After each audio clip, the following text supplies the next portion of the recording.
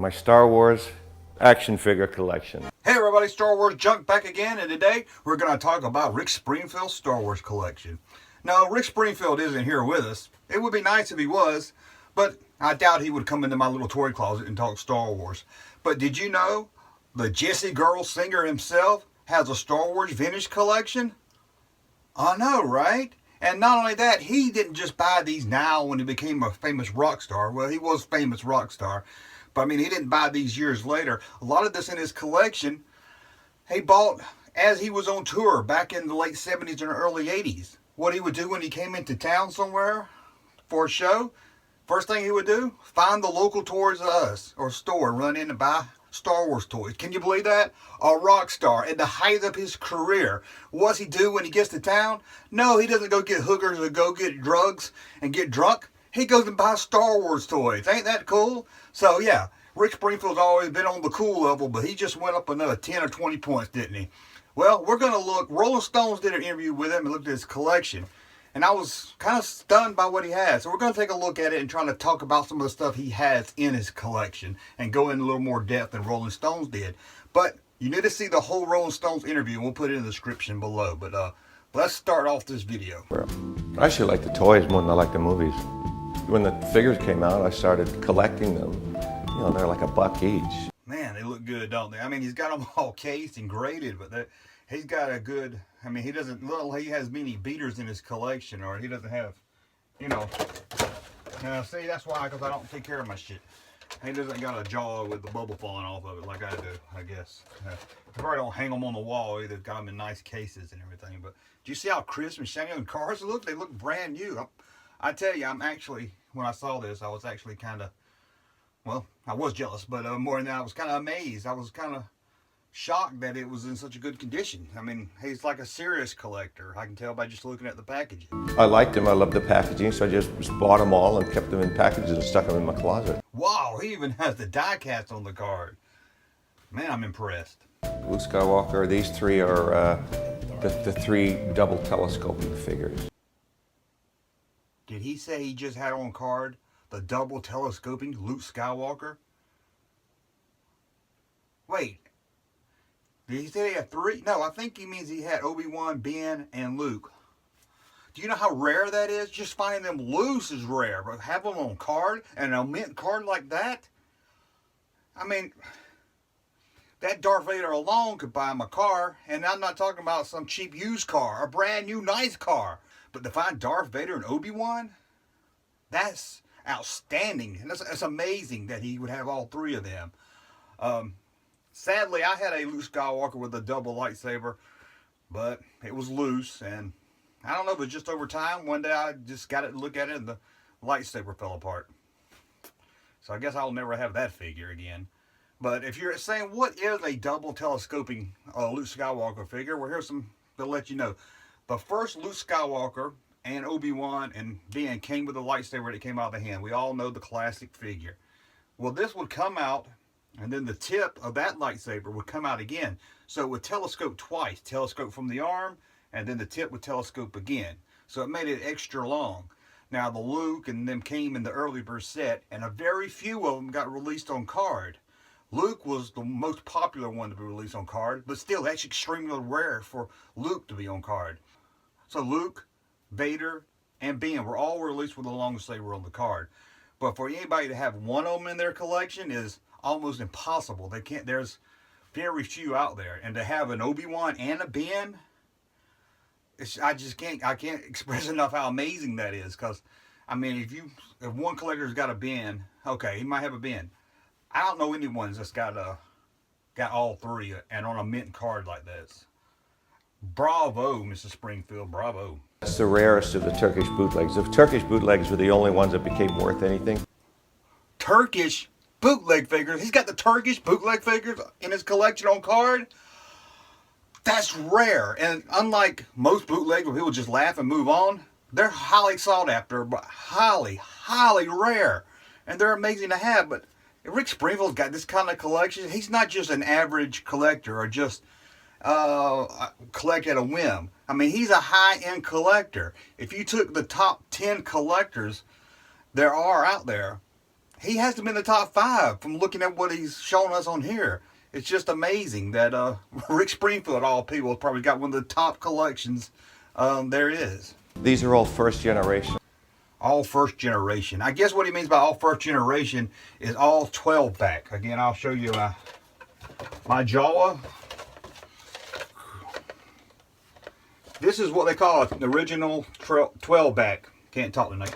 Well, I can't ever. 12 back. See, it's got the 12 figures. As you know, the first series only had 12.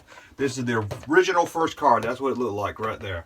So that's what he means by the first generation. I'm sure that he's got the first 12 on that card back, which is known as the 12 back. My name is David Montauk. I'm a 31-year-old Star Wars fan, Star Wars toy collector, and all things fun and geeky I like to be a part of. I don't know who you are, Dave. I'm going to look you up on the internet because I bet you got one hell of a collection. Who's your favorite figure? Do you have him? Well, Headman, because he's just so lunatic. He's a space guy, and he has a medieval sword and shield. I think that's just so friggin' crazy. Okay, this again is the Turkish figure, and as you can see, it's the gold head man. It's a royal guard with just his head painted gold. But you can see from looking at this card and those other ones I showed you, why these bootlegs stand out from the typical bootlegs that you usually see. Because the card art is just so funny. Blue Snaggle was in the Cantina set. It was never a separate carded figure. Blue Snaggletooth, that is so rare, so just absurd. Blue Snaggletooth. Now, we did a whole video of Blue Snaggletooth and Red Snaggletooth. You can watch that. Everybody knows Blue Snaggletooth. He has, to me, the most famous variant figure of all times. So I don't really got much to say here. Except I will call this Dave Collector out because he had like, oh, it's so extremely rare. Don't get me wrong, Snaggletooth is rare compared to the other figures, but I can log on to eBay right now and find probably 20 of them. Maybe not that many, but I can find anytime I want one. If I had the money, I could go to eBay and buy one.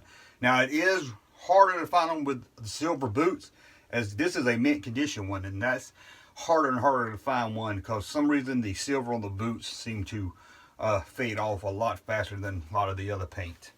Some college kid had Blue Stars, and he was auctioning it off, for college tuition. So he said, "I'll take that." So the Blue Star, another Turkish bootleg figure. He must have the whole bootleg.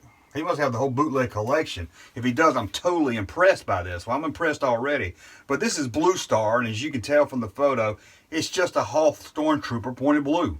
This is vinyl Cape Jawa. I bought this for $1.37.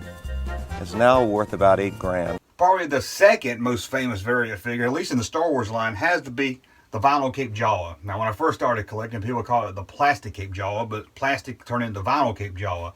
As many of you know, the Jawa that was released in Star Wars had a cloth cape. You'll be able to see a little picture of him here. He's just the normal Jawa that everybody knows. But the first release in the early bird set and on card had him in a vinyl cape, kind of like the one Obi-Wan had. Now, a lot of people say we can just cut an Obi-Wan cape and put it on a Jawa, but the color is a little different. I think the Jawa one's a little darker. I hadn't seen it in a long time, but I know the color's different. I think it's called the Jawa one's darker. A super rare Han Solo here. What can you tell us about this guy? Well, AFA graded him really badly. I'm sorry, AFA, you suck for grading him so badly. Now, the guy said this is a super rare Han Solo, and they don't really go into detail why is he super rare, but from looking at the video, it looks like just a 12-back Han Solo. Don't get me wrong, the 12-backs are hard to find, and Han Solo is a popular character, so sure, he's going to be rare. So it is rare. The way the guy said it made me think maybe it was something more than just a normal 12-back Han Solo. And as for the grading problem, I don't like grading personally, especially when it's loose. I can understand grading something rare like a Yak Phase or Vinyl Cape Jawa or something like that. But if you're just collecting loose for the fun of it, I personally want to touch them and everything. But if I had a collection like Rick Springfield's got, I would probably move more in to grading them. Once you get a grade on them, you get a value on them, and then that's going to help you out. Because something like this, his collection is worth thousands of dollars. Thousands of dollars.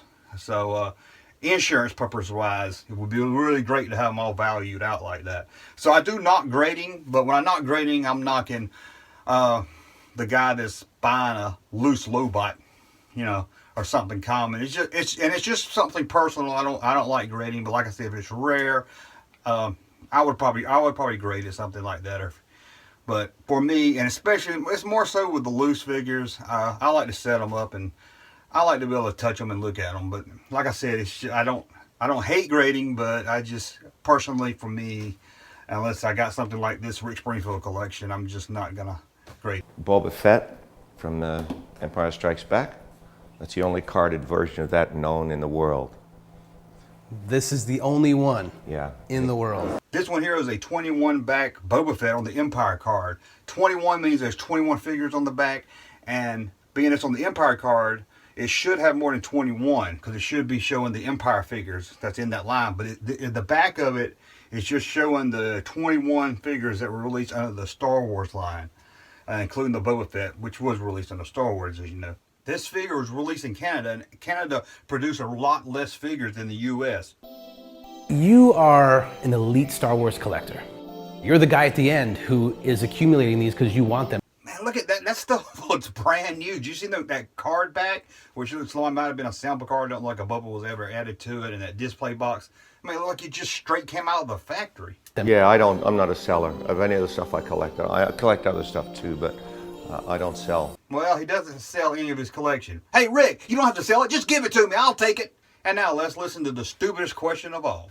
No. So it's not for speculation. So why don't you open them? Ever tempted to just... No, because they're cheesy figures, dude. They're like badly painted, badly made. The only cool thing is the great artwork. Look at Rick. He's like, did this guy just ask me why I don't open these? There'll be a million freaking Luke Skywalkers in the landfill when the aliens come down, but there won't be very many in a package. Skywalker in the landfill. No. In the landfill right next to Atari ET. I'm thinking that'll get me special points with the aliens. Rick, if the aliens are anything like me, you're going to have a front seat on that UFO when they go back to the nebula or wherever they came from.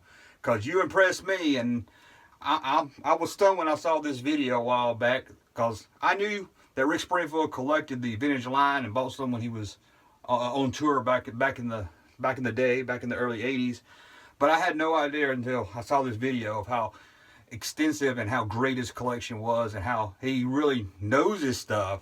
He didn't just buy some figures and get them graded. He knows about the bootleg. He knows about the vinyl cape Jawa. And he really is, you know, when you first hear, oh, this rich rock star buys Star Wars figures, you think, he just buys them.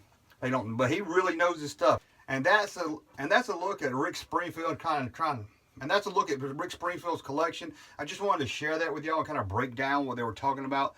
The video goes into it, but not really much detail, so I wanted to put a little bit more detail into it, and also let you know, if you didn't know about Rick Springfield's collection, you need to watch the whole video. I've got a link to it down in the description, and I'm blown away. And again, Rick, you said you didn't want to sell anything in your collection. Don't worry. I'll come up there with U-Haul and I'll fill it up and take whatever you don't want. That way you won't feel bad that you sold it, and I won't feel bad that I got it free. Win-win for everybody, right? Well, until we see somebody else's collection or I find something else to ramble about, this is Star Wars Junk. We'll talk again.